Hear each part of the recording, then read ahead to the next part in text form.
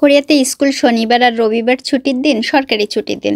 ওই দিন সকালবেলায় আমি আজকে এইবারে রবিবার দিন সকালবেলায় তৈরি করেছিলাম খিচুড়ি, লেটকা খিচুড়ি। খুব সহজেই লেটকা খিচুড়ি। আমি কিভাবে ইজি পদ্ধতিতে লেটকা খিচুড়ি করি, ওই যে চাল আর ডাল ধুইয়া পানি দিয়া চড়াই দিছি। এখন রসুনটা ছিলে নিতেছি। রসুন খুব বেশি না, অল্প দেব, আর একটু বেশিও দিতে পারেন। সাথে কয়েকটা কাঁচামরিচ নিলাম, মরিচগুলো ধুয়ে নিছি, রসুন কাটা একটু ছোট টুকরা করে নিছি। রসুন টুকরা না করলেও হয়। ডাল চালের পানিটা টেনে গেছে, দিয়ে দিলাম কাঁচামরিচ, রসুন, তারপর হলুদ। এখন দিয়ে দেবো আবার স্বাদ মতো লবণ। ব্যাস, এখন একটুখানি ভাপে ভাপে রাখলেই কিন্তু রান্না হয়ে যাচ্ছে। আর ওইদিকে হাঁসের মাংস অল্প একটুখানি ছিল, একটু গরম করে নিলাম আর কি, বেশি নাই, হাড় রয়েছে। আর কিচ্ছু না, হয়ে গেছে ভাত।